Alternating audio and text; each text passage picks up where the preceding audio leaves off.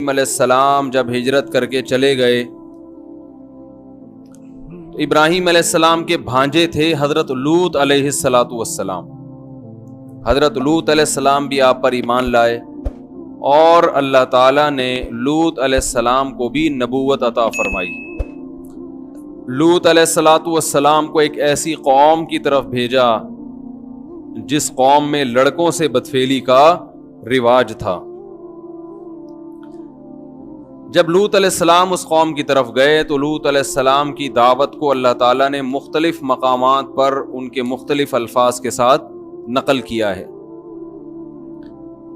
اتأتون الفاحشۃ ما سبقکم بها من احد من العالمین، تم ایسی بے حیائی کرتے ہو جو تم سے پہلے اس جہان میں کبھی بھی کسی نے نہیں کی.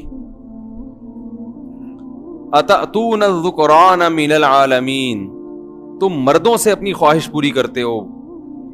وتذرون ما خلق لکم ربکم، جو اللہ نے تمہارے لیے بنائی ہے عورت ہے اس کے پاس نہیں جاتے. تو لوط علیہ السلام نے اپنی قوم کو جب سمجھایا تو قرآن کہتا ہے، قوم کہتی ہے کہ آپ ہماری بستی چھوڑ کر چلے جائیں، اگر آپ کو ہمارے عمل پہ اعتراض ہوتا ہے لَتَكُونَنَّ مِنَ الْمُخْرَجِينَ، ہم آپ کو اپنی بستی سے نکال دیں گے. لوط علیہ السلام اور ان کا گھرانہ وہ بڑا نیک تھا سوائے ان کی بیوی کے. یاد رکھو پیغمبر کی بیوی کبھی بدکار نہیں ہوتی، کافر ہو جائے گی، بدکار نہیں ہوتی. حدیث سے بات ثابت ہے، وَلِدْتُ مِن نِكَاحٍ لَا مِن صِفَاحٍ، اس لیے نہیں ہوتی کہ اس سے نسب کیا ہو جاتا ہے پیغمبروں کا. بولو نا بھائی، بیوی خیانت کرے تو نسب کس کا خراب ہوگا؟ شوہر کا نا. تو اللہ پیغمبر کو کبھی ایسی عورت نہیں دیتے جو زنا کر لے، کیونکہ اس سے پیغمبروں کا نسب کیا ہوتا ہے؟ خراب. اور پیغمبر کا نسب خراب ہونے کا مطلب کیا ہے؟ کہ اللہ کے سفیر سے اب لوگوں کا اعتماد ختم. تو کافر ہو جائے گی مگر بدکار نہیں ہوتی. اسی طرح یاد رکھو اللہ نے ہمیں اجازت دی عیسائی عورت اور یہودی عورت سے بھی شادی کی، حالانکہ وہ کافر ہوتی ہے، مگر بدکار عورت سے نکاح کو پسند نہیں کیا. میرے پاس کوئی کیس آتا ہے کہ بیوی زنا کرتی ہے، اس کے ناجائز تعلقات ہیں، میں کہتا ہوں تعلق فوراً کیا کر دو، اس کو طلاق دے دو. کیونکہ طلاق نہیں دی آگے نسب بچے میں کیا ہوگا، نسب میں کیا ہوگا؟ شبہ پیدا ہو اور تمہاری نسلیں برباد ہو جائیں گی.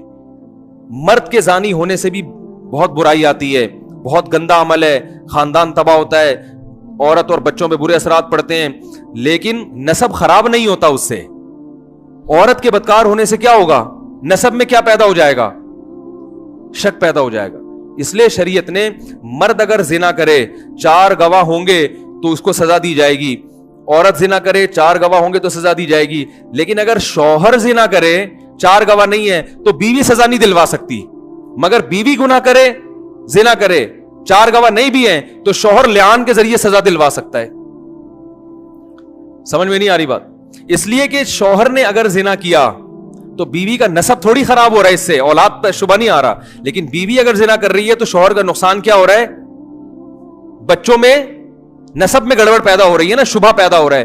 تو اس لیے یہاں شریعت نے مرد کو حق عورت کی نسبت زیادہ دیا ہے کہ مرد اپنی بیوی پہ زنا کی حد جاری کروا سکتا ہے کہ اس نے مجھ سے جو ایگریمنٹ ہوا تھا اس کی خلاف ورزی کی ہے، لیکن عورت اپنے شوہر پہ زنا کی حد جاری نہیں کروا سکتی جب تک 4 گواہ نہ ہو اس کے پاس.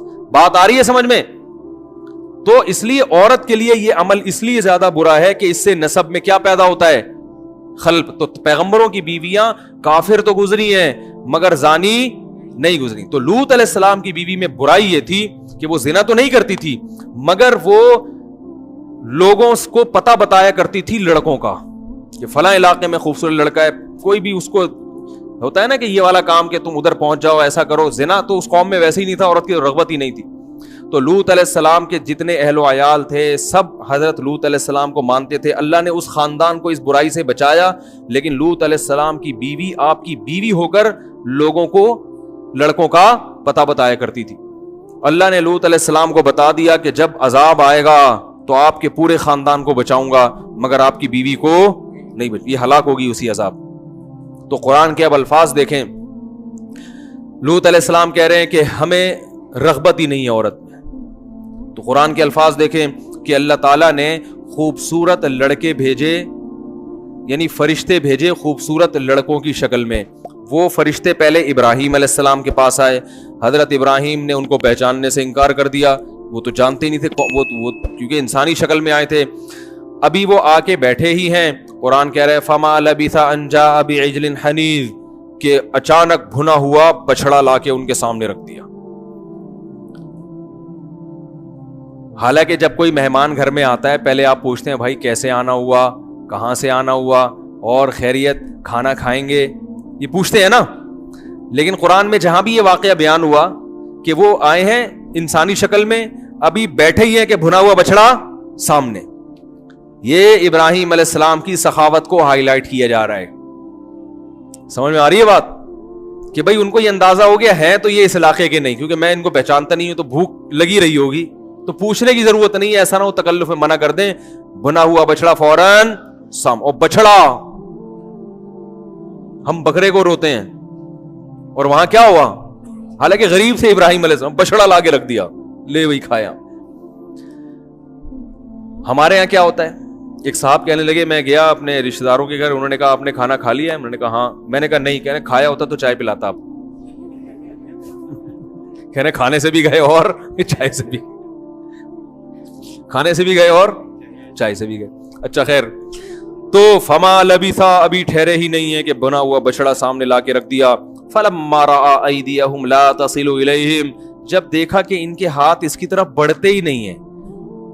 بھائی جب ایسی چیز سامنے لا کے رکھی جاتی ہے اتنی مزے کی, تو تین حالتیں ہوتی ہیں, یا تو آپ کو بھوک لگ رہی ہوتی ہے تو آپ کھاتے ہی ہو پیٹ بھر کے یار. دوسرا, آپ کو بھوک نہیں بھی لگ رہی ہوتی تو پھر بھی آپ کہتے ہو اتنی مزے کی چیز ہے, چارنے والے تو لے لو. اور اگر پھر بھی دل نہیں کر رہا تو آپ میزبان کی محنت کی قدر کر کے کھاتے ہو کہ اس نے اتنی محنت سے بنایا, ایک نوالا بھی نہیں کھاؤں گا تو اس پہ کیا گزرے گی. لیکن قرآن کہہ رہا ہے کہ ذرہ برابر بھی ہاتھ نہیں بڑھائے. اب ابراہیم علیہ السلام خوف زدہ ہوئے کہ یہ تو بالکل بھی ہاتھ نہیں بڑھا رہے, کہ دشمن تو نہیں ہے, یہ کیا ہے. اس لیے کہ اس زمانے میں دستور تھا کہ جو جس گھر میں کھانا کھا لیا کرتا تھا پھر وہاں سے دشمن کبھی نہیں کھانا کھاتا تھا. وہ کہتے یار ہم جس پلیٹ میں کھانا کھائیں اسی میں چھید کریں, یہ کیسے ہو سکتا ہے, ہم تو لڑنے کے لیے آئے ہیں نا, تو ہم کھانا کیوں کھائیں, ہمارے یہاں کھاؤ پیو تمیز سے بیٹھ کے پھر اس کی جیب سے بٹوا نکال کے چلے جاؤ.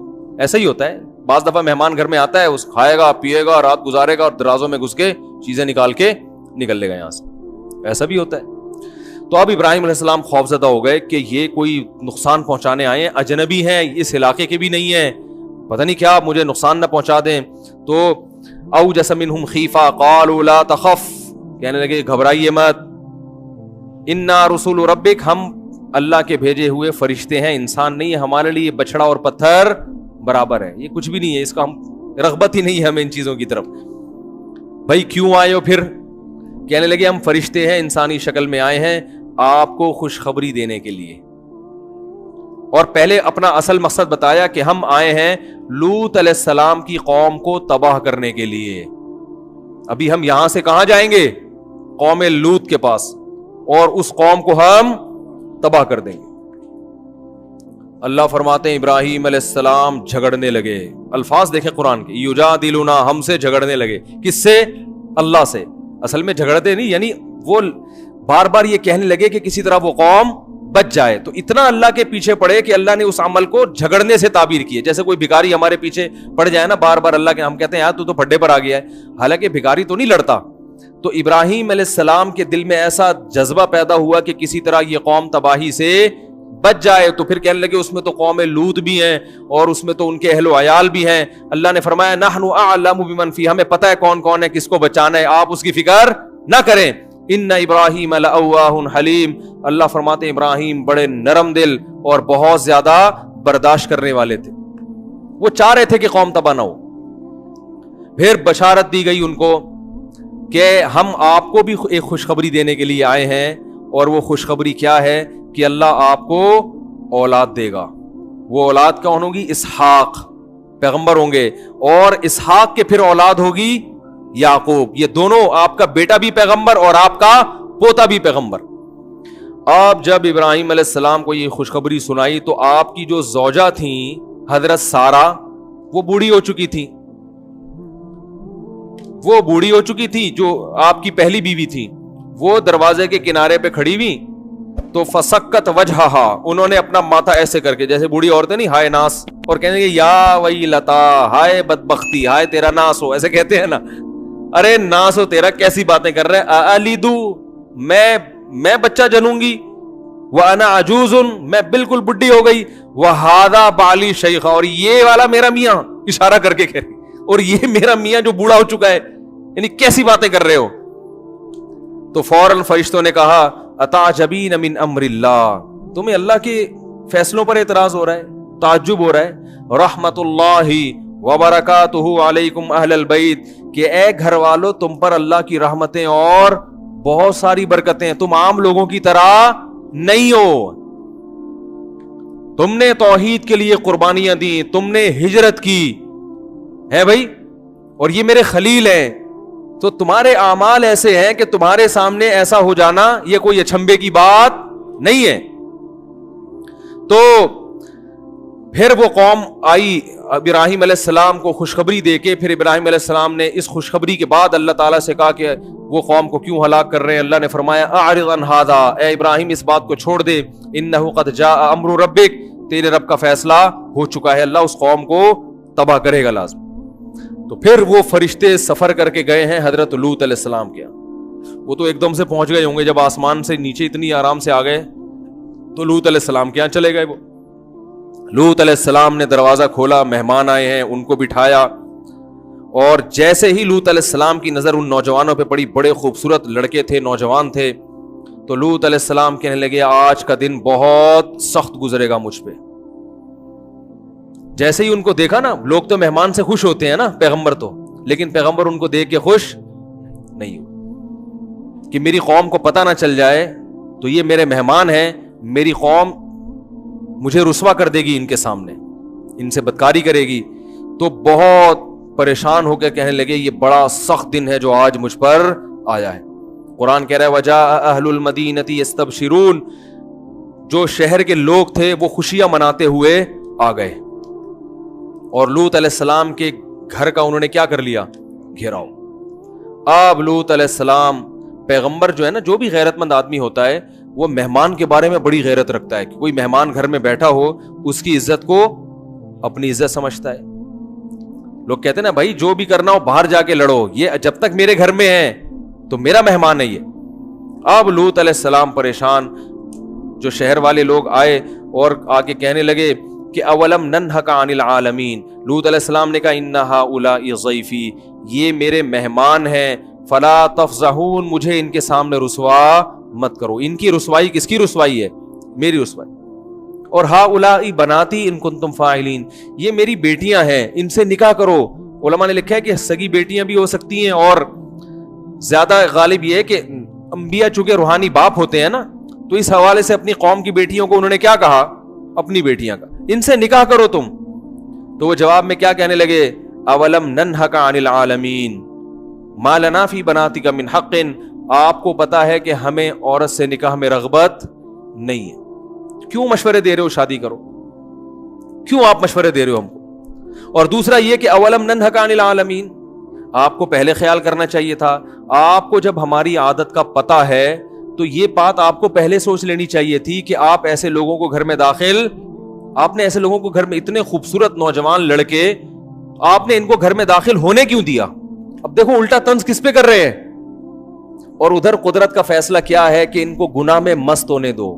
علماء نے لکھا ہے کہ کسی علاقے میں اگر گناہ آسان ہو جائے تو یہ اللہ کی رحمت کی دلیل نہیں ہے، بلکہ یہ اس کی علامت ہے کہ اب اللہ نے پکڑنے کا فیصلہ کر لیا ہے. کیونکہ اللہ کی قرآن میں جگہ جگہ آتا ہے سنستدرجہم، ہم جب گناہگار کو پکڑتے ہیں نا تو اس کو مہلت دیتے ہیں، اس کو گناہ اس کے لیے کیا کر دیتے ہیں، آسان.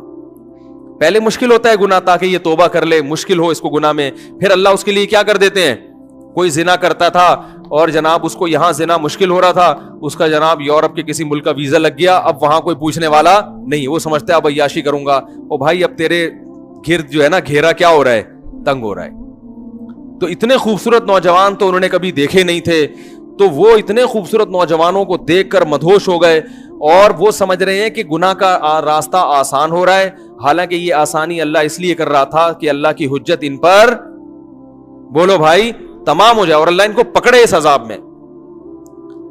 تو ابھی لوط علیہ السلام کہہ رہے ہیں کہ نکاح کرو, وہ کہہ رہے ہیں, اور نکاح کا مشورہ لوط علیہ السلام کیوں دے رہے ہیں یہ بھی سمجھنے کی چیز ہے. لوط علیہ السلام یہ بھی کہہ سکتے تھے 4 مہینے کے لیے تبلیغ میں نکل جاؤ, کیا خیال ہے, خانقاہ ہے وہاں جاؤ اپنی اصلاح کراؤ, یہ بھی تو کہہ سکتے تھے نا, اللہ اللہ کرو, نمازیں پڑھو, اس سے تمہارے دل میں یہ برائی کیا ہو جائے گی, ختم. نہ نہ نہ, یہ نیچرل طریقہ علاج کا.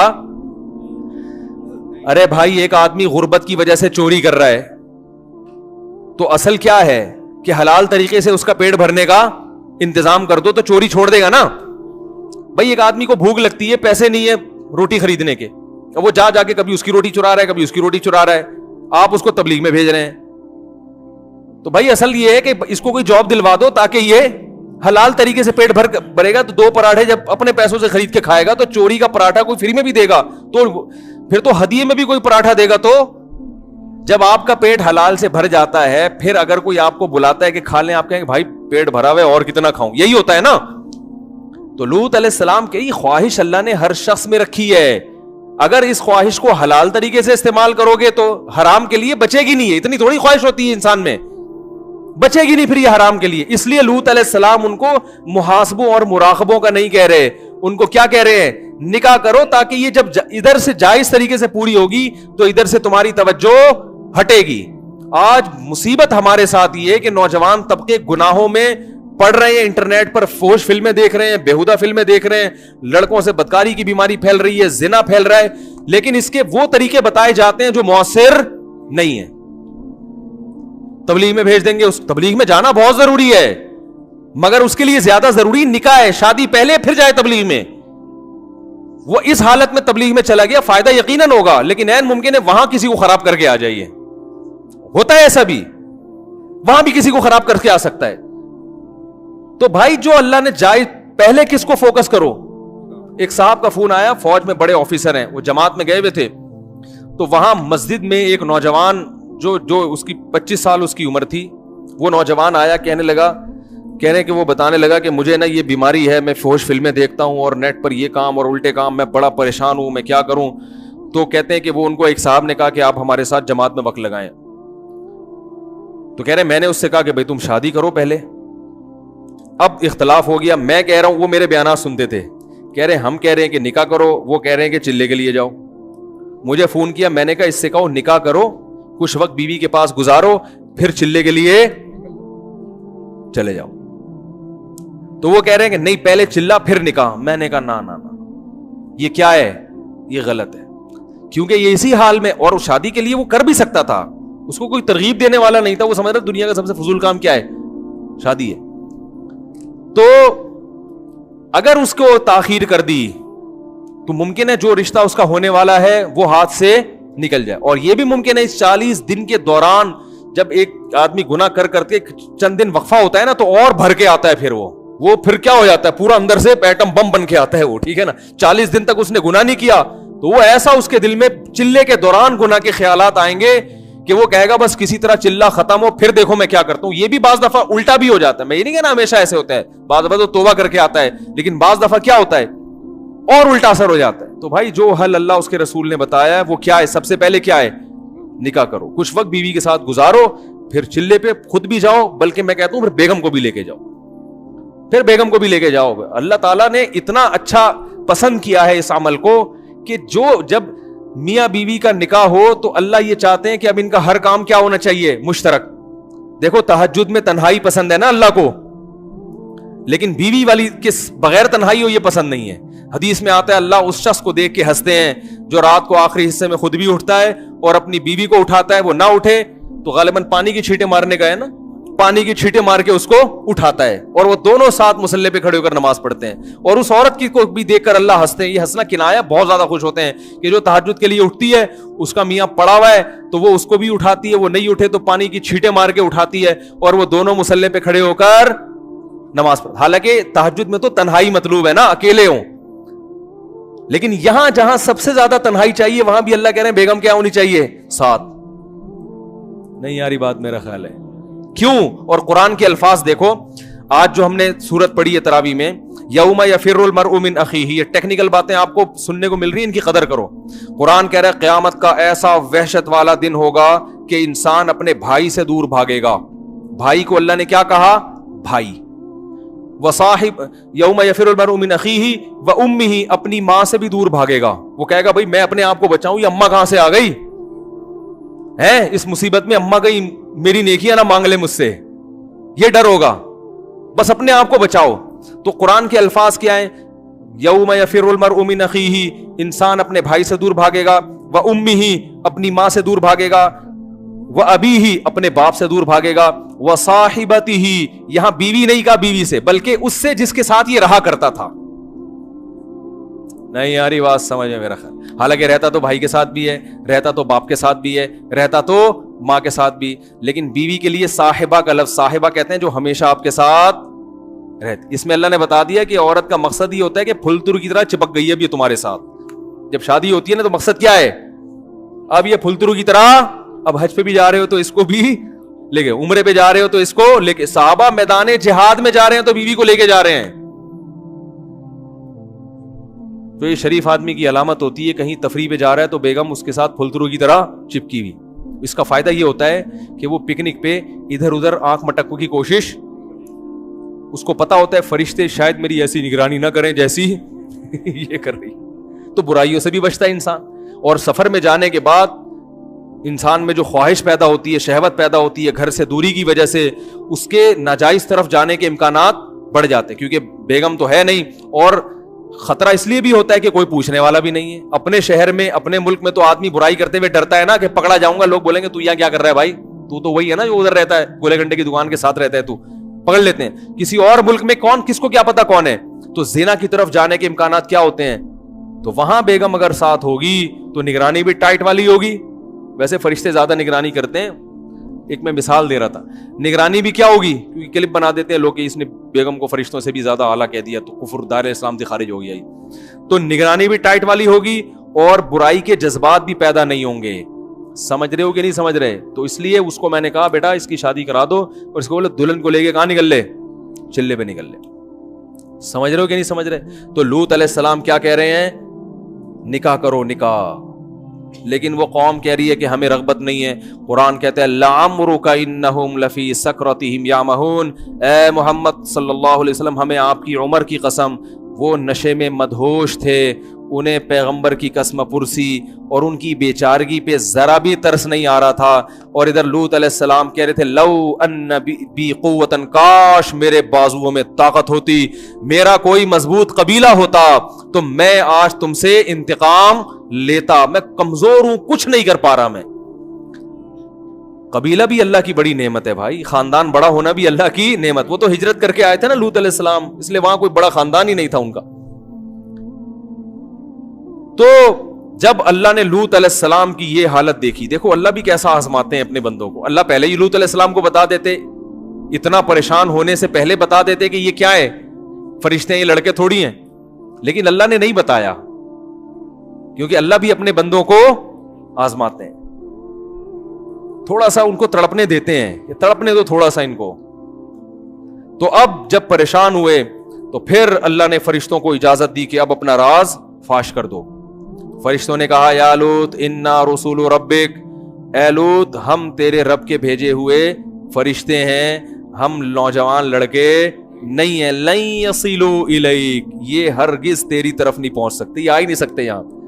بہت طاقت دی اللہ نے ہمیں، یہ تو ہم اس روپ میں آئے ہیں، ہماری طاقت کا اندازہ نہیں ہو رہا. ہمیں اللہ نے یہ طاقت دی ہے کہ ہم ایک ہاتھ پہ اس زمین کو اٹھا کے الٹا دے کے پٹخ دیں. فرشتوں کو اللہ نے بڑی طاقتیں دی ہیں. اب کرنا کیا ہے؟ فَأَسْرِ بِأَهْلِكَ بِقِطْعٍ مِّنَ اللَّيْلِ، رات کے تھوڑے سے حصے میں اس گھر میں آپ کے جتنے اہل و عیال، بچے اور والدین جو بھی ہوں گے، ان سب کو لے کے آپ نکل جائیں.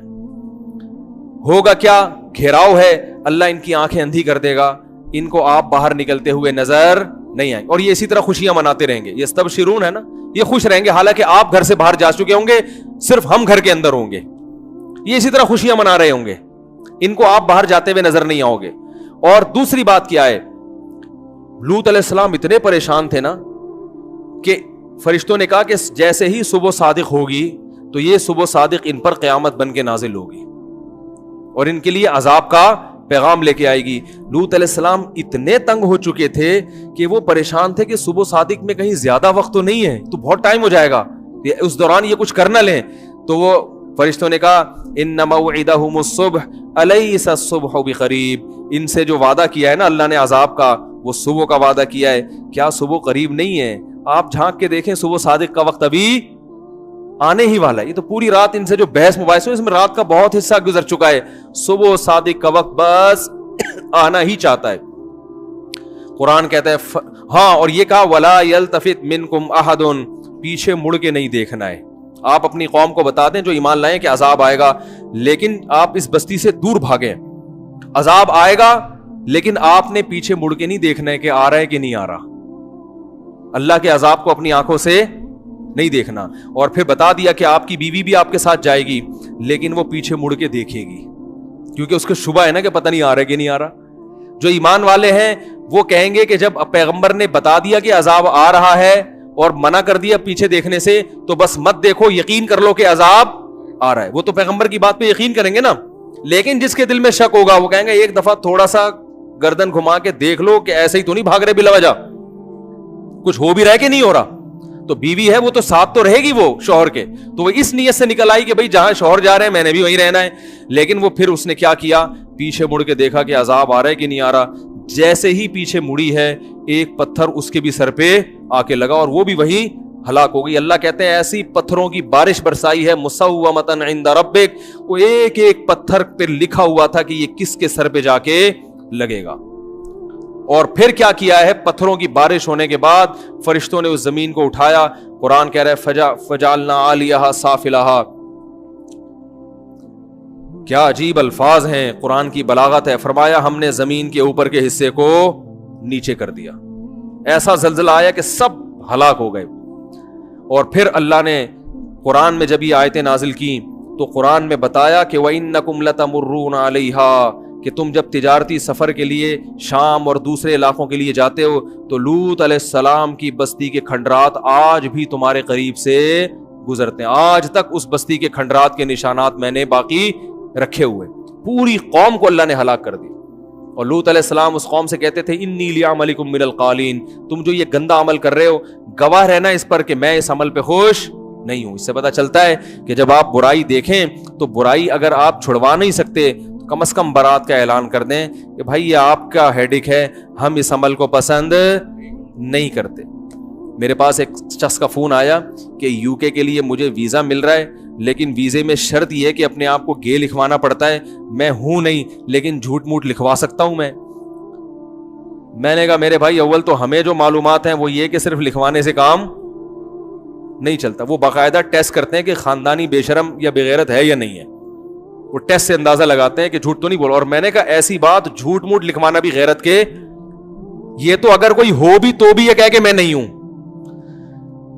نہیں یاری بات, یہ کوئی فخر کی چیز تھوڑی ہے. اگر آپ نے اللہ نے کرے چوری کی, لوگ آپ سے پوچھیں آپ چور تو نہیں ہیں, آپ کہیں الحمدللہ میں تو خاندانی چور ہوں ماشاءاللہ, یہ تو اللہ کا بڑا فضل ہے. بھائی چوری کی بھی ہے تو اپنے گناہ کو چھپائے نا. بھائی ALP 813 ٹینکر کھڑا ہوا ہے, یہ ہٹا دیں. کسی کی گاڑی کھڑی ہوئی ہے, وہ ٹینکر کی وجہ سے وہ گاڑی نہیں چلا پا رہے. تو آپ بتاؤ شریعت میں گناہ کو چھپانے کا حکم ہے نا, اپنے گناہ پہ کو بھی چھپانے کا حکم ہے. اگر آپ نے زنا کیا اور کوئی آپ سے پوچھتا ہے آپ نے زنا تو نہیں کیا, اسلام میں اجازت نہیں ہے بتانے کی کہ ہاں میں نے کیا ہے. آپ بولو بھائی تم کیوں پوچھ رہے ہو, تم کون ہوتے ہیں پوچھنے والے. یہ بھی نہ کہیں کہ میں نے نہیں کیا اور یہ بھی نہ کہیں کہ میں نے کیا ہے. اب یہ بھی نہ کیوں نہیں کہیں کہ میں نے نہیں کیا, اس لیے کہ ہمارے حضرت سے کسی شخص نے پوچھا کہ وہ مجھ سے بار بار پوچھ رہا ہے کہ تم تہجد پڑھتے ہو. تو حضرت نے فرمایا آپ اس سے بولیں کہ تمہیں کیا ضرورت ہے مجھ سے پوچھنے کی میں پڑھتا ہوں کہ نہیں پڑھتا ہے. اس لیے کہ آج وہ پوچھ رہے تہجد پڑھتے ہو, آپ کہیں گے ہاں پڑھتا ہوں, وہ کہے گا کبھی کسی کوئی بدکاری تو نہیں کسی سے. تو اگر بالفرض آپ نے کی ہوگی تو آپ کہیں گے کیوں پوچھ رہے ہو, کہیں گے اچھا جب تہجد کا پوچھ رہے تو اس وقت تو بتا دیا تھا. آپ لوگ کی جب سمجھ میں نہیں آ رہا تو اس کی کہاں سمجھ میں آئے گا. بھائی وہ کہے گا جب تہجد کا پوچھا تو آپ نے بتایا ہاں پڑھتا ہوں, اور جب میں نے پوچھا کہ کوئی الٹا کام تو نہیں کیا زندگی میں, تو اب آپ کہہ رہے ہو مجھ سے کیوں پوچھ رہے ہو. تو اصول یہی ہے کہ کوئی اچھائی کا پوچھے یا برائی کا. جو آپ کا پرسنل معاملہ ہے وہ کسی کے سامنے شو کرنے کی اجازت نہیں ہے. علماء نے یہاں تک کتابوں میں مسئلہ لکھا ہے کہ اگر حکومت نے آپ کو بلایا, بادشاہ نے, اب تو حکومت تو یہ کام کے لیے نہیں بلائے گی آپ کو, ان کو تو اس سے کوئی فرق نہیں پڑتا آپ کیا ہیں.